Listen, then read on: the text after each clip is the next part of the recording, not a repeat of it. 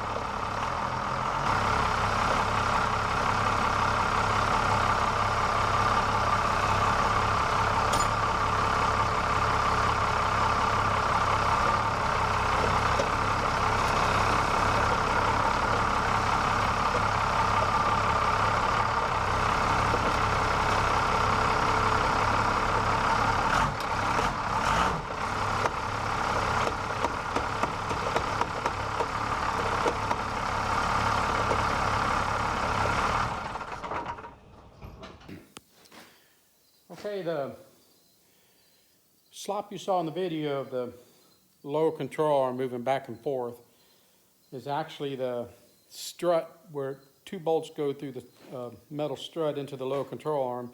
The bolts are loose, allowing that arm to move back and forth. It's actually that strut that keeps the arm in place. Let's crawl underneath and take a look at the bolt holes. I've removed one bolt, and let's see if they're elongated and whether or not I should replace the lower control arm. There's the bolt hole. Take a bolt and shove it up in there, see what I've got.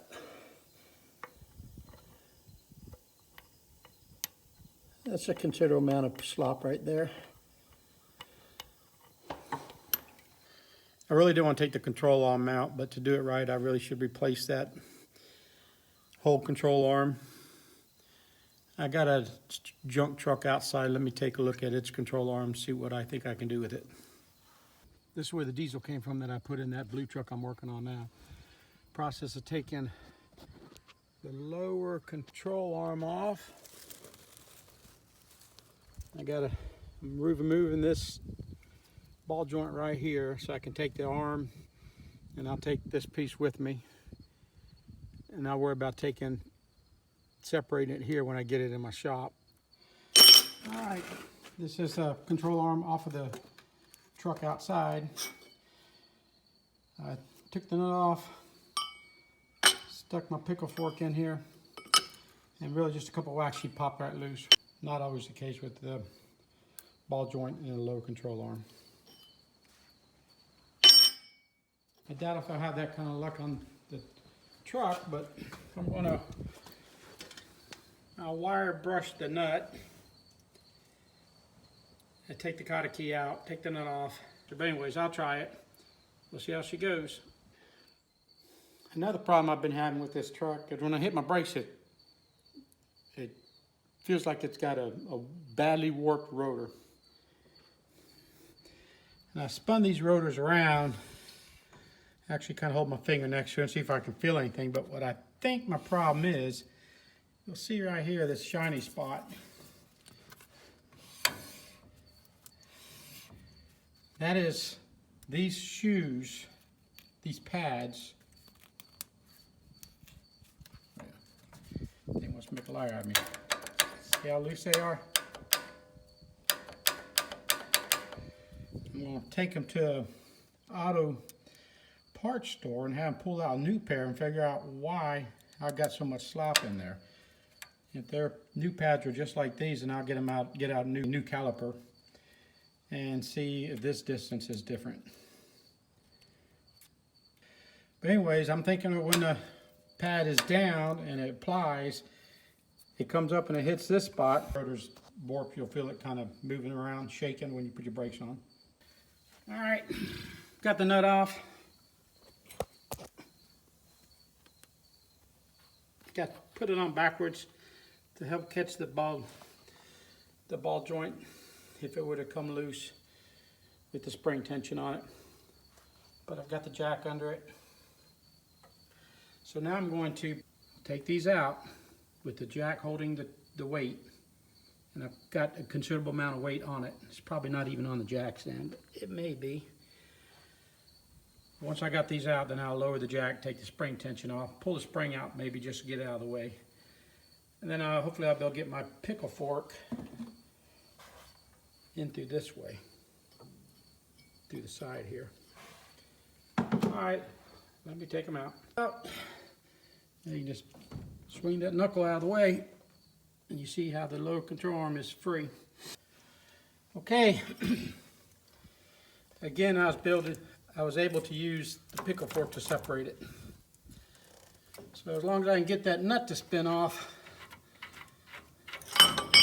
without turning the whole thing, which it is, she should be apart. Relieve the jack. By God, it should be all the tension off that spring. It's just hanging there. And once I'm real comfortable about that, then I'll go ahead and pull the back bolt out and set both control arms side by side. Make sure the other one's not bent or anything. And decide what I'm going to do about this lower ball joint. Okay, I missed one very important step. That is, inside that spring is the shock absorber. It's got to come out and let that spring drop out of there. Got 2 bolts on the bottom. I've got them out, and you probably didn't see it there. And we got this nasty little thing right up top here. You clean them threads so that nut will spin loose. Take that nut off of there, and then I'll be able to drop it apart then. All right, I got both my control arms sitting side by side. They really are shaped about the same if you hold them up next to each other. This one's laying on top of crap. But there are the holes. See how bad that sucker is compared to the new ones. So, actually that looks like it's got bigger bolts in it. I might need to study up on that. Anyways, good thing we changed it. Bushings on the new one, the replacement one, are still good. The bushing in the back. Bushing on here, this may be good, but it's definitely been moved around a lot as this wears and lets it flop around in there. So anyways, okay, I got my socket on my ball joint and a piece of pipe underneath to support it. Let's give her a whack with a little sledgehammer here and see what we can do to it.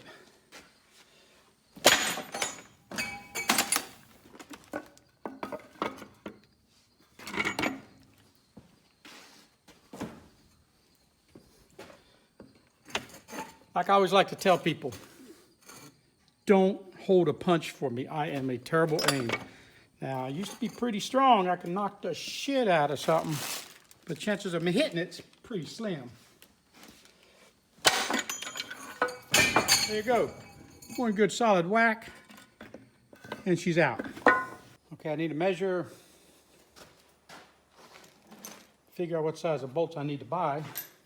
This is the old bolt.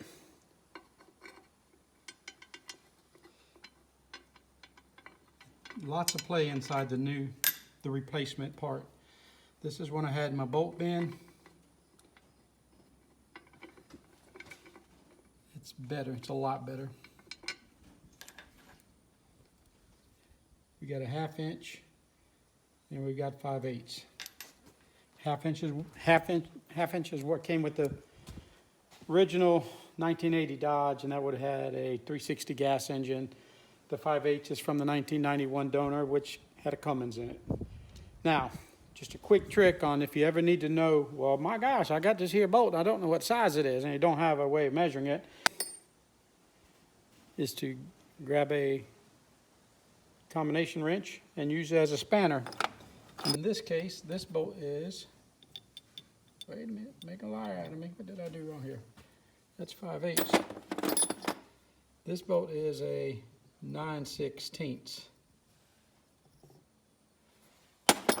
Let me, just for the heck of it, try to find a 5/8 in my junk bin here. That's, I'm not sure what that is. Let's measure it.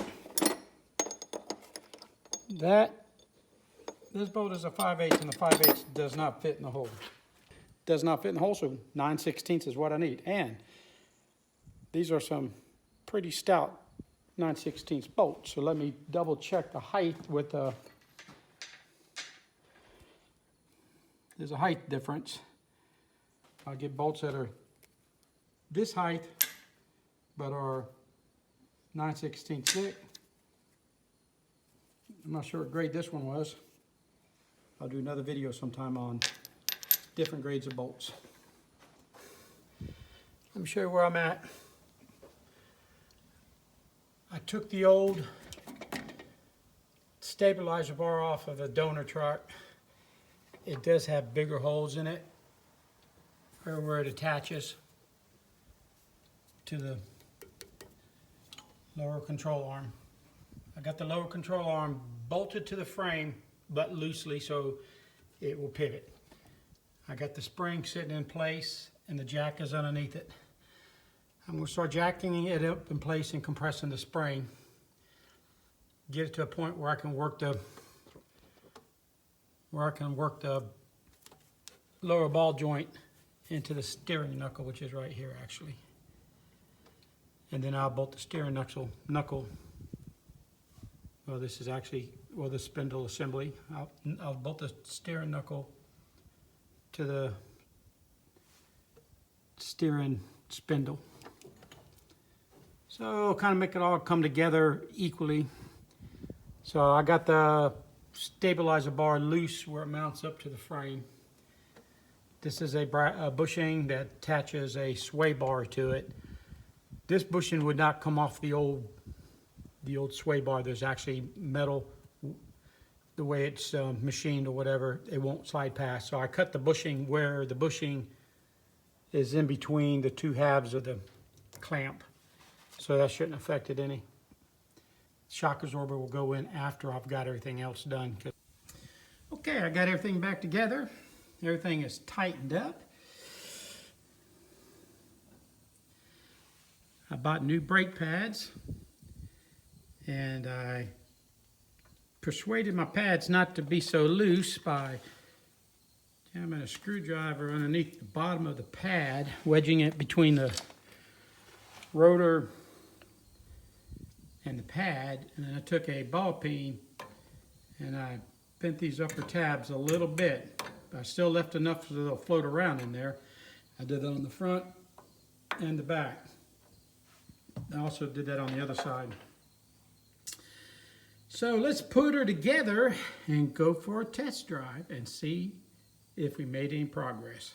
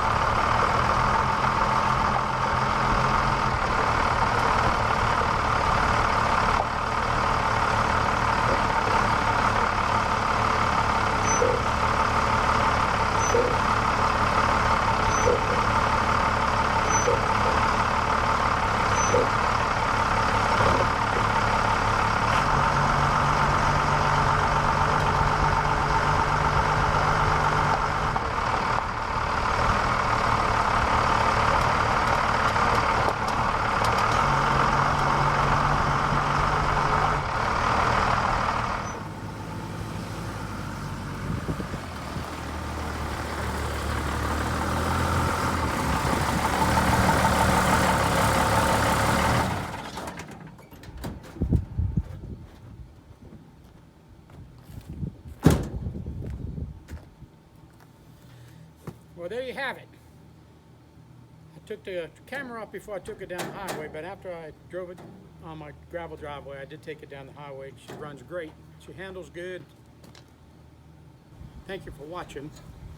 Please consider subscribing to my videos. I do a lot of different repairs, all sorts of projects, and I look forward to showing you more videos. So please like and subscribe and tell your friends.